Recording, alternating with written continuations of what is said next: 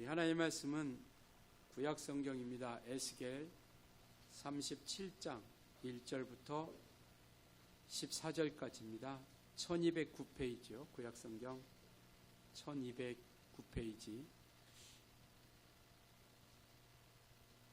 에스겔 37장 1절부터 14절까지 교독하시겠습니다. 여호와께서 권능으로 내게 임재하시고 그의 영으로 나를 데리고 가서 골짜기 가운데 두셨는데 거기 뼈가 가득하더라. 나를 그 뼈 사방으로 지나가게 하시기로 본즉 그 골짜기 지면에 뼈가 심이 많고 아주 말랐더라. 그가 내게 이르시되 인자야 이 뼈들이 능히 살 수 있겠느냐 하시기로 내가 대답하되 주 여호와여 주께서 아시나이다. 또 내게 이르시되 너는 이 모든 뼈에게 대언하여 이르기를 너희 마른 뼈들아 여호와의 말씀을 들을지어다. 주 여호와께서 이 뼈들에게 이같이 말씀하시기를 내가 생기를 너희에게 들어가게 하리니 너희가 살아나리라.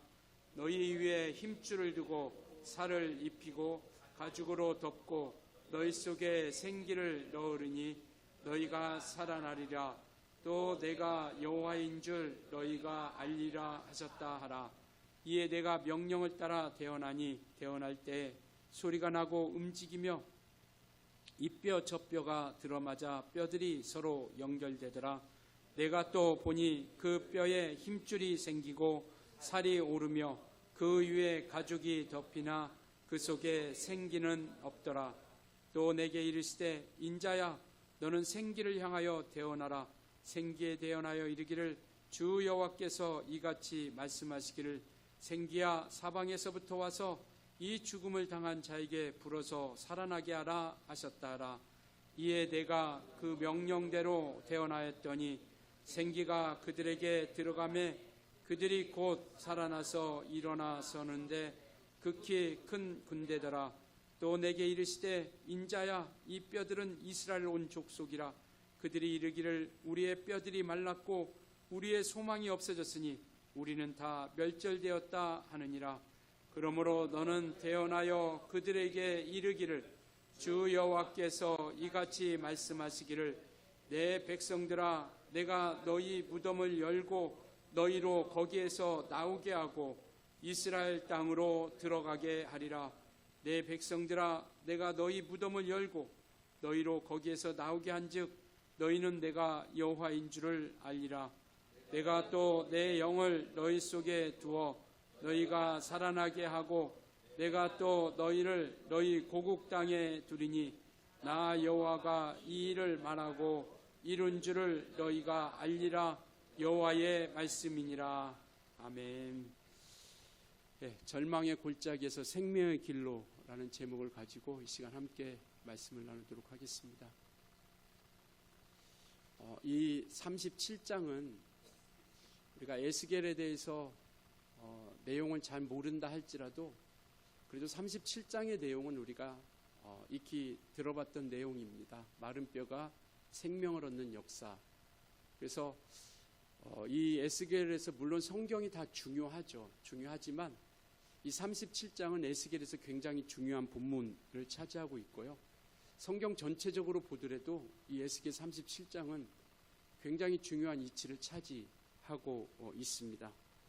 에스겔은 바로 포로로 바벨론 포로로 잡혀가서 그곳에서 활동했던 선지자입니다. 그러니까 우리는 지난주 이스라엘이 하나님의 경고를 무시하고 말씀 앞에 떠나고 우상을 숭배하고 결국 그들이 예루살렘 성전과 예루살렘 성이 무너지는 모습들을 우리가 보았습니다. 그리고 이들이 이제 포로로 잡혀가게 되는 것이죠. 그러니까 이 에스겔 선지자는 포로로 잡혀가서 바벨론 땅에서 하나님께 부름을 받은 사람입니다. 그러니까 그가 포로로 잡혀가서 그곳에서 한 5년 정도 있다가 하나님께서 우리가 잘 기억하는 그발강가라고 하는 그곳에서 에스겔에게 환상을 보여주게 되는 것이죠. 그리고 나서 이 바벨론이라고 하는 곳에서 이 에스겔은 예루살렘이 멸망하는, 그러니까 완전히 멸망하는 모습을 듣게 됩니다. 그래서 어떻게 보면 더 이상 이 마른 뼈를 통해서 우리에게 말씀하시고자 하는 것은 뭐냐면 더 이상 이스라엘 땅에 미래도 없고 소망이 없는 참으로 처참한 모습 가운데 있는 그 모습을 말씀을 하고 있습니다. 오늘 주보에다가 넣어드렸던 그 순서는 그 내용은요, 에스겔서 1장부터 극장까지 이제 우리가 뭐 오늘 이 한 본문을 통해서 에스겔을 다 우리가 알아볼 수는 없습니다. 그러나 전체적인 흐름을 좀 우리가 보고 이 본문의 말씀, 이 37장을 우리가 본다라고 한다면 얼마나 이 내용이, 이 본문이 얼마나 정말 값지고 소중한가, 또 이런 것들을 우리가 살펴볼 수 있게 되는 것이죠. 32장까지는 이제 유다뿐만 아니라 열방들이 멸망하는 모습을 보여줍니다. 그러니까 망할 것이다, 망할 것이다 라고 말씀하시더니 마침내 그 유다를 비롯한 모든 열방들, 그 나라에 있는 모든 에돔, 애굽, 이 모든 모압, 이 모든 나라들이 멸망의 길에서는 멸망하는 모습을 그리고 있는 것이 에스겔서 32장까지의 모습입니다. 그러니까 왜 이방 땅이 망하는 것들을 왜 굳이 성경에 기록하고 있을까? 바로 이것은 바로 모든 만물을 주관하시는 이가 바로 하나님이시다라는 것을 말씀을 하고 있습니다. 그래서 32장까지는 유다를 비롯한 이방 땅들의 멸망하는 모습들을 말씀하고 있고요. 이제 33장에 가면 에스겔의 전환점이 생기기 시작하는 겁니다. 이 에스겔이 예루살렘이 멸망했다라는 소식을 듣게 되죠. 그러니까 바벨론에 와서 포로로 잡혀와서 예루살렘이 멸망하게 된 그 소식을 듣게 된 거죠. 그때부터 이제 이 성경의 이 메시지가 바뀌기 시작하는 거죠. 이제까지는 심판이고 멸망이다, 끝이다 라고 하는 것들이 성경에 대한 말씀을 하고 있는 에스겔의 내용이라고 한다면 이제 33장의 전환을 통해서 이 메시지가 바뀌기 시작하는데 회복의 메시지로 바뀌기 시작하는 겁니다. 이제 마침내 멸망하게 되니까 이제는 이게 끝이 아니다고 하는 것, 그래서 회복될 것이라고 하는 것을 말씀을 하고 있는 것이 바로 33장이라고 하는 것을 말씀을 하고 있죠. 그래서 회복의 메시지로 방향이 바꾸어가는 것. 그래서 거기에는 파수꾼에 대한 이야기도 나옵니다. 파수꾼에 대한 이야기가 나오면서 그래서 이 파수꾼의 사명이라고 하는 것, 이 파수꾼이 왜 필요한가라고 하는 것, 바로 그것은 하나님께서 이스라엘 백성들이 멸망하지 않기를 바라고 있는 것이죠.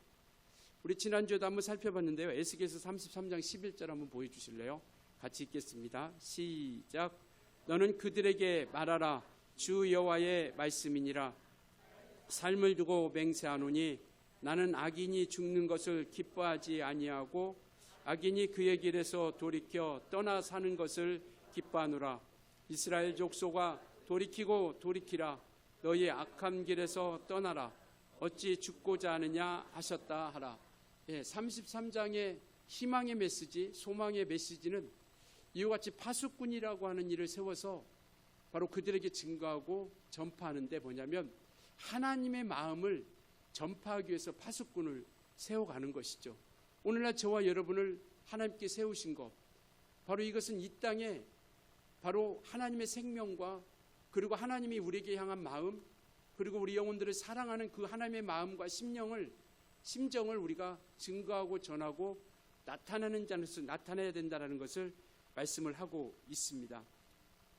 그리고 나서 이제 34장은 하나님께서 친히 자기 백성들을 돌보시고 있다라고 하는 것, 이와 같이 내 종 다윗이라고 하는 그러한 이름을 통해서 이제 하나님께서 그들을 친히 보살펴주고 다스려주시고 이끌어주신다라는 것을 말씀을 하고 있습니다. 바로 이는 뭐냐면 이와 같이 한 목자를 세워서 다스리겠다라고 하는 말씀을 하고 있는데, 이는 곧 바로 이 신약시대를 통해서 예수 그리스도께서 참 목자가 되셔서 우리를 이끌어가고 있는 그 모습을 우리에게 보여주고 있는 것이 34장이고요.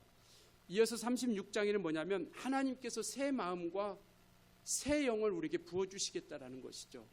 그래서 우리를 새롭게 하시겠다라는 겁니다. 그러한 것들이 그 약속을 주시는 것이 바로 36장이죠. 그러니까 우리를 그냥 홀로 내버려 두지 않고 멸망 가운데 내버려 두지 않고 우리에게 새 마음과 새 영을 주어서 우리가 온전히 새롭게 다시 태어날 수 있는 이러한 모습, 그 약속을 우리에게 약속을 하고 있는 것이 바로 36장이고요.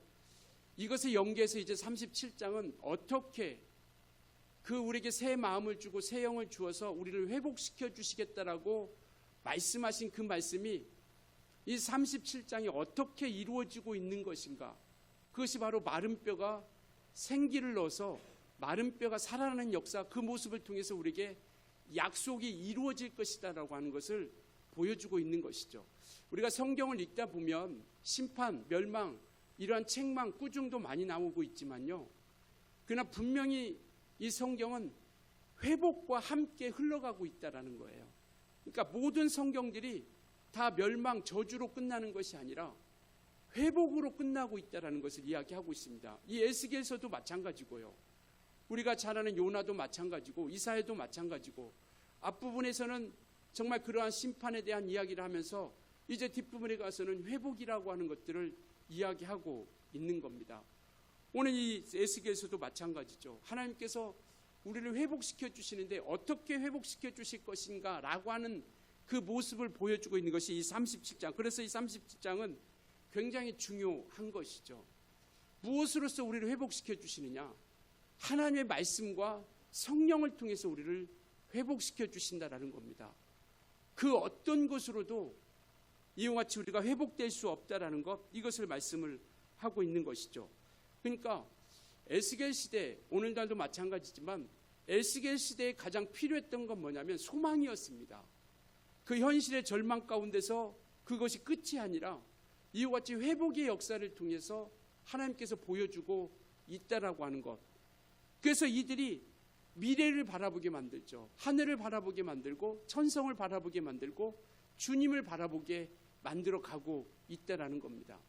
이와 같이 그들에게 정말 삶의 소망이 없고 이와 같이 미래가 없는 절망적인 상황의 모습, 그것이 마른 뼈의 모습입니다. 마른 뼈에는 생명이 없죠.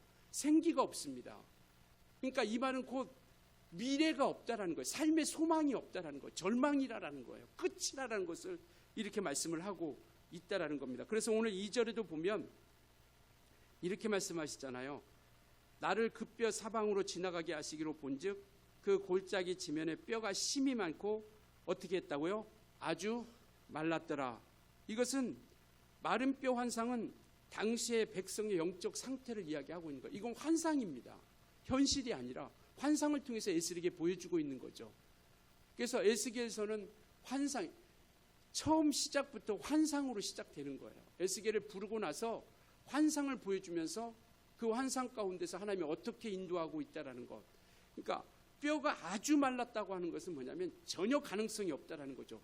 뼈 자체만으로도 사실은 생기가 없는 거잖아요. 이것이 살 소망이 없는 건데 아주 말랐다라고 강조하고 있는 것은 뭐냐면 이스라엘의 영적인 상태가 바닥이었다라는 거예요. 정말 하나님 앞에 전혀 그들 스스로가 살아갈 수 없는, 온전치 못한, 그리고 소생할 수 없는 절망적인 생명이 끊어진 상태, 이것을 우리가 이와 같이 성경은 아주 말랐다라고 이렇게 말씀을 하고 있는 것이죠. 우리 역시 마찬가지였던 것이고요. 예수를 알기 전에는 에베소서 2장 1절부터 3절까지 우리는 정말 죄와 허물로 죽었던 자들이라고 이렇게 말씀하고 있죠. 전혀 생명이 없고 살 수 없는, 가능성이 없는 우리 인생들, 이렇게 말씀하고 있죠. 에베소서 2장 1절부터 3절은요. 같이 읽습니다. 시작. 그는 허물과 죄로 죽었던 너희를 살리셨도다. 그때 너희는 그 가운데 행하여 이 세상 풍조를 따르고 공중의 권세 잡은 자를 따랐으니 곧 지금 불순종의 아들들 가운데서 역사하는 영이라. 전에는 우리도 다 그 가운데서 우리 육체의 욕심을 따라 지내며 육체와 마음에 원하는 것을 하여 다른 이들과 같이 본질상 진노의 자녀이더니. 허물과 죄로 죽었던 우리, 진노의 자녀, 이 세상 풍습을 쫓던 우리 인생들, 마치 이 마른 뼈 같은 그러한 환상의 모습을 보여주는 마른 뼈와 같은 그러한 정말 소생할 수 없고 절망적이고 살아갈 수 없는 아주 영적으로 완전히 단절된 영적인 죽음의 상태를 말씀을 하고 있습니다. 이 말은 뭐냐면 모든 인간들은 하나님을 만날 수 없다면, 예수 그리스도를 만날 수 없다면 이와 같이 황량한 골짜기에 있는 마른 뼈와 같은 인생이라는 거죠.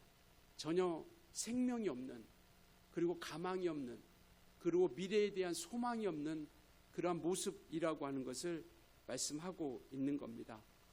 그래서 우리는 늘 정말 주님 앞에 우리가 살아갈 수밖에 없는 우리 인생이다라고 하는 것, 우리는 스스로 살아갈 수 없는 인생이라고 하는 그 고백이 우리에게는 너무나도 중요합니다. 왜 예수를 믿지 않느냐?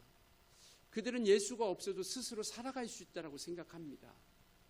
그러니까 예수를 굳이 안 믿어도 이 세상 살아가는데, 왜? 이 세상만 보이니까, 그 하늘은 영적인 실상을 바라보지 못하니까 주님 없어도 능히 살아갈 수 있다고 생각하는 거죠.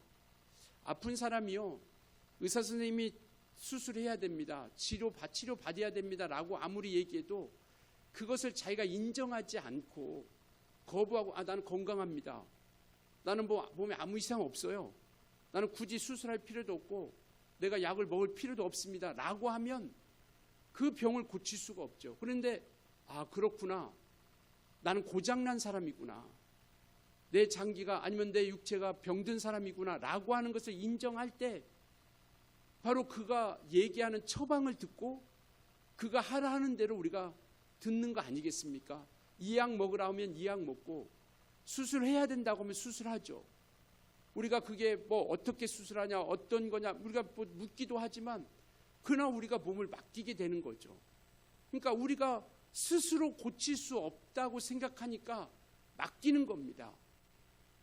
그의 실력을 믿고 맡기는 것처럼 우리 영적인 상태도 마찬가지예요. 누가 주님 앞에 나올 수 있느냐? 우리가 죄인이라고 인정하는, 스스로 살 수 없는 마른 뼈와 같은 인생이라고 우리가 인정하는 사람들이 주님 앞에 나오는 거예요. 그런데 이것이 인정이 안 되면 나올 수 없는 겁니다. 나는 여전히 죄인이 아니에요, 나는 여전히 온전한 자입니다 라고 하면 나올 수 없는 거예요. 그래서 믿음이라고 하는 것은 시인하는 거잖아요. 인정하는 거잖아요. 네가 내 마음, 우리가 그 말씀을 듣고 우리가 이 말씀을 믿고 시인하고 인정하고 고백하는 거죠. 우리가 예수 본 사람 있습니까? 그렇지만 우리가 그 복음의 소식을 듣고 그것이 우리의 마음과 심령 가운데, 누가 처음부터 예수를 만난 경험이 누가 있어요? 그러나 그 복음의 소식을 듣고 그러한가요? 베레아 사람들처럼 말씀이 그러한가요? 그것을 우리가 묵상하고 상고하고 듣고 그것을 우리 마음 가운데 감동이 되고 또 감격이 되어서 믿음을 가지기 시작하는 것이죠. 그러니까 우리 신앙생활도 마찬가지죠. 우리가 영혼도 죄를 인정할 때, 아담이 죄로부터 흘러왔던 우리 그 죄가 나에게까지 이르렀다고 하는 것을 우리가 인정할 때 비로소 우리가 살기 위하여 우리 스스로는 살 수 없구나 라고 하는 것을 인정할 때 주님 앞에 나와서 그때로부터 하나님의 은혜가 시작되는 거죠. 우리가 신앙생활하면서 주님이 원하시는 것은 그거예요.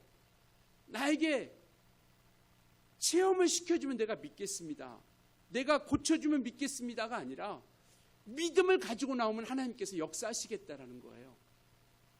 강이 갈라지면 내가 건너가겠습니다. 아니, 네가 발을 내디뎌. 그러면 내가 요단을 갈라지게 할 거야. 네가 말씀 앞에 순종하여 말씀을 앞세우고 요단과 함께 발을 내디디면 내가 요단강 멈추게 할 거야. 아니 주님, 그냥 갈라주세요. 갈라주면 내가 걷겠습니다. 믿음이라고 하는 것을 우리가 인정하고 고백하면서 우리가 발을 내디딜 때 그때로부터 마침내 하나님의 은혜가, 하나님의 역사가 나타나기 시작하는 거죠. 기도가 그거 아닙니까? 하나님이 모르시는 게 아니에요. 그렇지만 성경 뭐라고 하냐면 그럼에도 불구하고 너희는 내게 나와서 기도하라. 하나님이 우리가 필요한 것, 우리가 원하는 것 모두가 다 알고 계시죠. 그렇지만 그럼에도 불구하고 이 내용이 무슨 내용이냐면 해방시켜 주실 거예요. 회복시켜 주실 겁니다. 이스라엘 백성들을 반드시 하나님은 약속하셨기 때문에 회복을 시켜 주실 거예요. 그럼에도 불구하고 너희는 내 앞에 나와서 회복을 위해서 기도하라라고 이렇게 말씀을 하고 있는 거예요. 그래야 우리가 하나님을 만날 수 있고 우리가 정말 우리 기도를 통해서 하나님이 역사하시고 일하시고 있다는 것을 우리가 만나게 된다는 겁니다. 그래서 주님이 우리에게 묻는 거예요. 오늘 우리 이 에스겔에게 묻는 겁니다. 3절에 보면 이렇게 묻죠. 그가 내게 이르시되 인자야, 인자라고 하는 것은 에스겔을 이야기하는 거죠. 인자야, 이 뼈들이 능히 살 수 있겠느냐? 하나님이 묻는 겁니다. 야, 이 뼈들이 살 수 있겠느냐? 그러니까 그런 절망, 전혀 가망이 없고 살 소망이 없는 이것들이 과연 살아갈 수 있겠느냐? 우리는 뭐라고 대답하시겠습니까?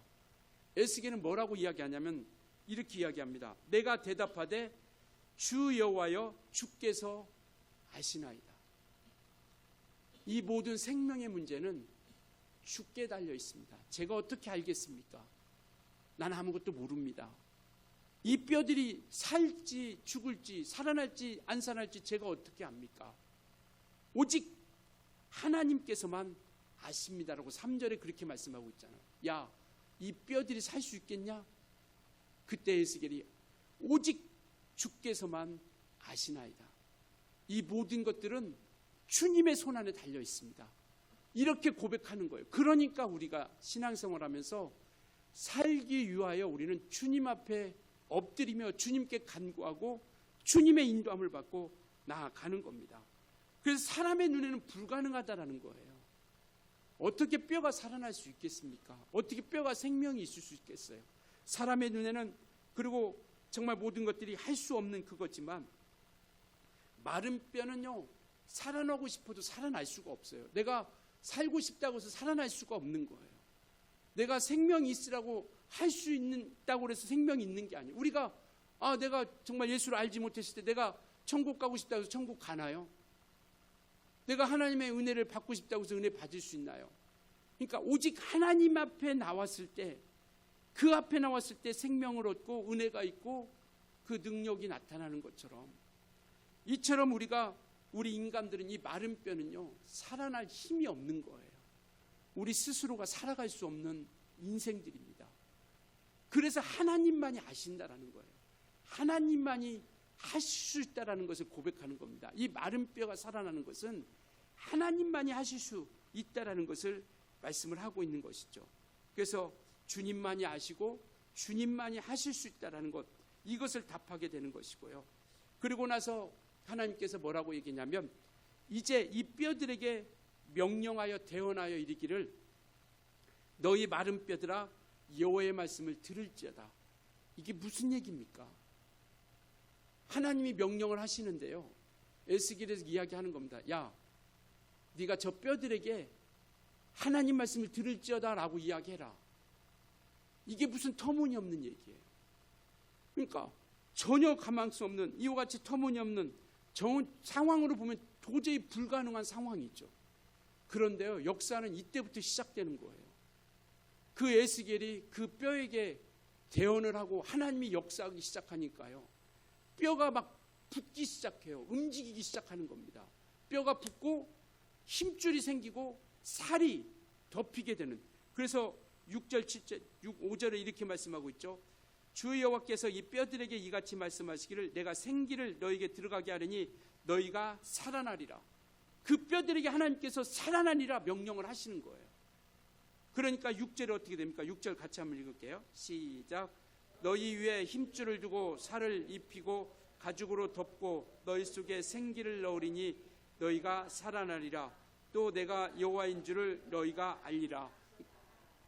그러니까 약속을 주시는 거예요. 야, 이렇게 하면 살아날 것이다 라고 하시더니 그렇게 명령을 하니까 7절에 이에 내가 명령을 따라 대언하니, 이게 중요한 거죠. 하나님의 약속의 말씀을 믿고 그 말씀 가운데 대언하며 명령을 하는 거예요. 그러니까 그 명령을 하기 시작하니까 7절에 소리가 나고 움직이며 이 뼈 저 뼈가 들어맞아 뼈들이 서로 연결되고, 8절 내가 또 보니 그 뼈에 힘줄이 생기고 살이 오르며 그 위에 가죽이 덮이다라고 이렇게 말씀을 하고 있는 것이죠. 그러니까 이와 같이 말씀이 역사하기 시작하고 하나님의 영이 말씀으로 나타나기 시작하니까요, 그곳에 하나님의 역사들이 나타나는 겁니다. 생기를 불어넣기 시작하니까. 그러나 이와 같이 가죽이 덮이고, 그러나 8절에 보니까 그 속에 생기가 없더라. 또 내가 이르되 인자야 9절이요 너는 생기를 향하여 대언하라. 생기에게 대언하라 이르기를 주 여호와께서 이같이 말씀하시기를 생기야 사방에서부터 와서 이 죽음을 당한 자에게 불어서 살아나게 하라 하셨다 하라. 몸이 생기고 힘줄이 생기고 살이 붙고 그곳에 생기를 불어넣으시니까요. 군대와 같이 살아나는 역사, 이와 같은 엄청난 역사들이 나타나기 시작하는 거죠. 이게 하나님 말씀의 위력 아니겠습니까? 하나님의 능력 아니겠습니까? 하나님의 말씀은요, 아무런 생명이 없는 그곳에 말씀으로 역사해 주셔서 정말 다시 살리는 역사가 나타나기 시작하는 것. 여기서 우리가 생각해야 될 것은요, 이 땅의 것으로 치유되지 않는다라는 겁니다. 이 땅의 것이 아니라 하늘의 것으로 말미암아 치유되는 역사, 그것이 말씀이고요, 성령을 통해서 함께 나타나주고 있다라는 것이죠. 말씀과 함께 생기를 불어넣었다라는 것은 뭐냐면 하나님의 영이 그에게 함께 했다라는 것을 이야기하고 있는 것이죠. 그래서 말씀과 함께 생기가 정말 이것을 통하여 나타나기 시작하는 거죠. 이 말씀은 뭘까요? 이 환상은 무엇을 뜻하냐면 이스라엘 백성들이 회복됨을 역사하고 있는 거죠. 이제 나라는 망했어요. 완전히 망했습니다. 마른 뼈 같이 희망도 없고 모두가 절망이에요. 정말 아무런 살 가능성이 없어요. 그런 인생들에게 완전히 포기하고 좌절하는 그들 인생들에게 하나님께서 희망을 주는 겁니다. 야, 살 수 있어. 회복의 약속을 주시는 거예요. 이 마른 뼈는요. 뿐만 아니라 오늘날 우리에게는요, 이와 같이 부활에 대한 소망을 우리에게 주시는 겁니다. 우리가 죽고 아무 힘도 없고 무력한 존재지만 그러나 그리스도 안에서는 그 회복과 함께 부활의 영광에 이르를 것이다라고 하는 것, 이것을 우리에게 보여주고 있는 것이죠. 그래서 이와 같이 회복은 예수 그리스도를 통해서 우리에게 소망을 주고 있다라는 겁니다. 하나님의 말씀과 성령의 인도함을 통해서 희망과 소망을 우리에게 허락해 주는 것이죠. 이게 믿음인 것 같아요. 믿음이라고 하는 것은 환경과 상황만 바라보는 것이 아니라 약속을 바라보는 것, 이것이 우리의 믿음이 아닌가 싶습니다. 그래서 믿음은 그가 살아계신 것과 상 주시는 이심을 믿는다라고 하는 것은 뭐냐면 하늘에 대한 소망을 바라보는 거죠. 그가 살아계셔서 반드시 회복시켜 주실 것을 우리는 믿는 겁니다. 오늘 이 마른 뼈 사건을 통해서 우리는 주님이 반드시 우리를 회복시켜 주시고 정말 그 말씀 앞에 우리가 나아가기를 바라는 거죠. 그래서 믿음은 말씀을 듣고 그 말씀 앞에 우리가 반응하기 시작하는 거죠. 우리 로마서 한번 보여주실래요? 10장 17절 같이 읽습니다. 시작. 그러므로 믿음은 들음에서 나며 들음은 그리스도로 말미암느니라. 믿음은 어디에서 난다고요? 들음에서 나는 거예요. 그 들음이라고 하는 것은 예수 그리스도의 말씀으로 말미암는다라는 것. 그러니까 이와 같이 우리가 정말 말씀을 듣고 믿음으로써 우리가 반응할 때 바로 우리 영혼이 살아나는 역사, 그들이 그 뼈들이 그 하나님의 말씀 앞에 반응하기 시작하는 거예요. 그러니까 그 뼈들이 이 뼈 저 뼈에 붙고 힘줄이 생기고 살이 덮고 가죽이 덮이는 이러한 모습들의 역사가 나타나는 것이죠. 그래서 이 모습을 통해서 우리에게 소망과 믿음을 주는 거예요. 기독교회는 부활의 신앙입니다. 이 마른 뼈 사건을 통해서 성경이 많은 역사들을 통해서 우리에게 부활에 대한 요나의 표적을 통해서도 보여주고 있고, 정말 이와 같이 죽음 가운데 살아나는 역사를 통해서 우리에게 이와 같이 부활에 대한 신앙을 우리에게 보여주고 있습니다. 기독교는요, 부활의 신앙입니다. 바로 오늘 이 본문을 통해서 우리에게 말씀하고 있는 것은 뭐냐면 우리가 죽음이 끝이 아니라 부활이 있다는 것을 말씀하고 있는 겁니다. 그래서 고린도전서 15장은 예수 그리스도가 먼저 부활하고 그 다음에 그에게 붙은 자라 이렇게 얘기하고 있죠. 붙었다라고 하는 것은 그와 함께 그 믿음을 가진 이들을 이야기하고 있는 겁니다. 그래서 이와 같이 믿음을 통해서 우리가 함께 나아가고 마치 죽은 것 같았지만 살아 역사하는 것. 뭐 우리가 다 공감하지만 뭐 겨울에는 앙상한 나무 가지가 정말 마치 죽은 것처럼 그렇게 서 있죠. 그런데 봄이 되면 우리 눈에는 보이지 않지만 바로 생명력이 땅속부터 다시 한번 그 따뜻한 그 봄날의 햇볕과 함께 그 생명력이 그 뿌리로부터 진액으로부터 줄기로부터 가지까지 흘러나가 바로 싹이 나기 시작하는 거죠. 오늘 우리도 마찬가지죠.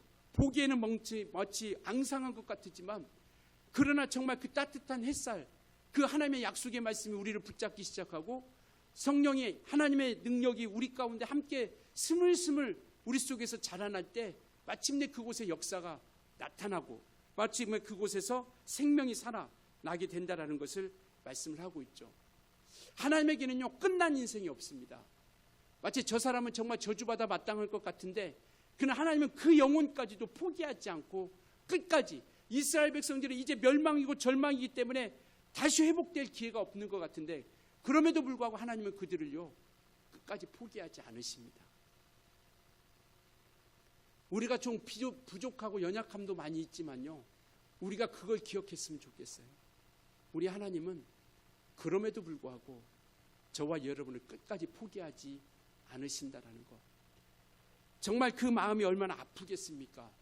오직 하면 나라가, 이 유다가 멸망하는 데까지, 포로로 잡혀가는 것까지, 그리고 이 에스겔을 통해서 보여준 이 환상은요, 불과 포로로 잡혀가서 5년 정도밖에 되지 않은 시간이에요. 그런데 바벨론에 몇 년 있습니까? 몇 년 동안 잡혀 있어요? 지난주 우리가 봤죠? 몇 년 잡혀 있습니까? 70년 잡혀 있어요. 이게 5년 됐을 때 에스겔을 통해서 이 뼈 사건을 통해서 환상을 보여주는데 그 회복의 역사는 몇 년 만에? 65년 만에. 그러니까 이 인내라고 하는 것이 얼마나 중요한 것이라고 하는 것. 그래서 우리는 감사한 게 뭐냐면 이 성경들을 통해서 우리가 미래를 바라볼 수 있는 그러한 모습들, 그러한 믿음들이 우리에게 있다라는 겁니다. 그러니까 그렇게 소망을 주지만 정말 그 약속은 이루어지기까지는 너무나도 엄청난 시간이 걸려간다라는 거예요. 지난주도 말씀드렸지만 우리는 지금까지 또 인내하고 달려왔던 것처럼 앞으로 주님이 다시 오실 날을 기다리는 그 인내가 지금까지의 인내보다 더 많은 인내가 필요할 수도 있어요. 그렇지만 분명한 것은 뭐냐면 하나님의 약속은 반드시 회복시켜 주신다는 거예요. 우리를 끝까지 포기하지 않고 끝까지 이끌어 가신다는 겁니다. 그것이 우리에게 능력이 되는 것이죠. 그래서 오늘도 말씀하고 있죠. 백성들은 우리의 뼈들은 막 11절 한번 볼까요? 11절에 또 내게 이르시되 인자야 이 뼈들은 이스라엘 온 족속이라 그들이 이르기를 우리의 뼈들이 말랐고 우리의 소망이 없어졌으니 우리는 다 멸절되었다 하느니라. 그러니까 정말 전혀 소망이 없기 때문에 이제는 우리는 망했다. 이제는 우리는 망했고 더 이상 가망이 없다. 왜? 이 포로로 잡혀왔는데 예루살렘이 망했다는, 멸망했다라고 하는 소식을 듣게 된 거예요. 그러니까 그 소식을 정말 먼 땅에서 수천 킬로 떨어진 그곳에서 그 소식을 들었는데 그들이 무슨 소망이 있어요? 성전도 무너지고 그 다음에 예루살렘 성도 무너지고 이러한 모습 가운데 있으니까 마치 우리들은 뼈들은 말랐고 소망이 없어졌다 말합니다. 그러나 하나님은 뭐라고 하냐? 12절 같이 읽을까요? 12절 같이 읽습니다. 시작. 그러므로 너는 대언하여 그들에게 이르기를 주 여호와께서 이같이 말씀하시기를 내 백성들아 내가 너희를 무덤을 열고 너희로 거기에서 나오게 하고 이스라엘 땅으로 들어가게 하리라. 할렐루야. 이게 하나님의 회복의 역사예요. 사람들은 이제는 절망이다, 끝났다, 더 이상 마른 뼈가 무엇을 할 수 있을까? 그러나 하나님은 그렇지 않다, 너희가 반드시 살 것이다 라고 하는 것을 말씀을 하고 있습니다. 우리 하나님은요 끝까지 생명을 주시는 하나님이십니다. 믿으십니까? 정말 우리가 절망과 낙심하고 있을 때도 하나님께서는 그 말씀을 반드시 지켜주시는 분이세요. 그가 행하는 모든 심판도, 그가 우리를 회복시키는 모든 것들도 약속 가운데 이루어지는 겁니다. 심판이 이루어졌다라고 하면, 하나님이 약속한 대로 심판이 이루어졌다라고 한다면 회복 또한 하나님께서 약속하셨으니 반드시 이루어짐을 우리가 믿고 나아가는 것이죠. 신명기 28장 한번 보여주실래요? 한번 같이 읽습니다. 시작. 내 자녀를 다른 민족에게 빼앗기고 종일 생각하고 찾음으로 눈이 피곤하여지나 내 손에 힘이 없을 것이며 내 토지 소산과 내 수고로 얻은 것을 내가 알지 못하는 민족이 먹겠고 너와 압제와 학대를 받을 뿐이니.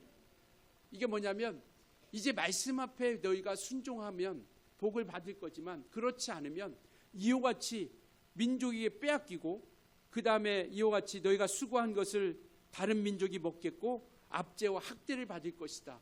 이와 같이 약속한 이 심판에 대한 약속도 하나님이 이루시거늘, 하나님이 심판의 약속도 이루시거늘 저와 여러분을 회복시키겠다고 말씀하신 그 약속을 능히 이루어가지 않겠느냐라는 겁니다. 이 말씀을 하고 싶은 거죠.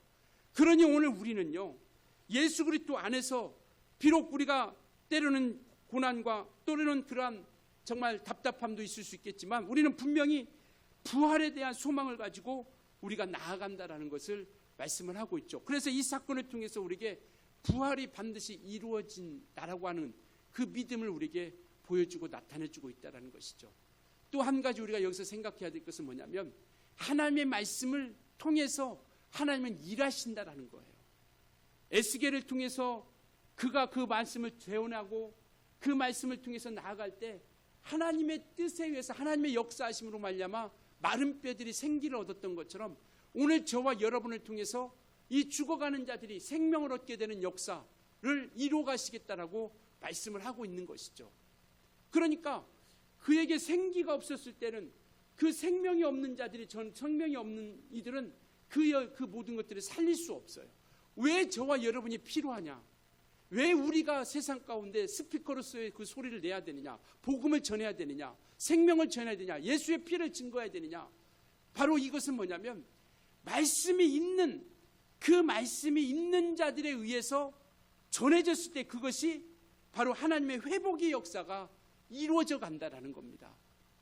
생명이 있고 말씀이 있는 그들이 전하는 자들의 복음의 소식을 들었을 때 그곳에 생명의 역사가 나타나는 것이죠.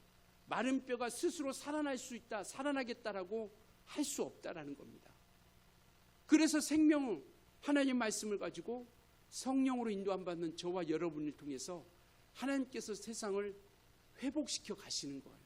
멸망과 절망과 사망 가운데 있는 그 모든 인생들을 바로 그 말씀 가운데 회복시켜 가는 거죠. 우리 하나님은요, 죽은 자를 살리고 또 생명을 회복시켜 주시는 능력이 있으신 분이십니다. 이들은 결국 70몇 년 지나서 바로 이들은 돌아오게 되는 것이죠. 그 시간이 굉장히 길지만요, 오늘 이 약속처럼 이스라엘 땅으로 이들은 돌아가게 될 것이다라는 말씀하신 것처럼 그 약속이 이루어져 가게 된다라는 것을 말씀하고 있죠. 우리 하나님은 저와 여러분을 영원히 버리지 않습니다. 우리가 떠나가지 않는 이상 영원히 버리지 않아요. 주님께서 말씀하십니다. 잠시 잠깐 오면 오실 이가 오시리니 속히 오시리라. 이 소망 가지고 정말 우리 인생도 마른 뼈 같은 절망의 순간 끝이 있을 것 같고 답답함이 있지만 그러나 분명한 것은 이와 같이 마른 뼈들을 살릴 수 있는 강력한 말씀들이 또 하나님의 뜻이, 하나님의 역사가 우리를 회복시켜 주심을 믿고 우리가 주님과 함께 그 믿음의 길을 걸어갈 수 있길 예수님으로 축원합니다. 우리 하나님은요, 죽음이 끝이 아닙니다. 절망이 끝이 아니에요. 사망이 끝이 아닙니다. 멸망이 끝이 아닙니다. 우리 하나님은 생명으로, 부활로, 소망으로서 마무리하시는 분이세요. 우리가 지금 이대로 이 순간 이대로 놔두지 않고요, 부활로 영광의 그 품에 안기고 영광의 나라의 영광의 모습으로서 우리의 그 나라에 이르게 하시겠다라고 말씀하고 있습니다. 정말 어떤 상황 가운데서도 하나님의 약속을 신뢰하며 생명을 붙잡고 또 한 걸음 더 나아가 복음을 전하는 우리 모두가 되어줄 수 있기를 예수님으로 축원합니다.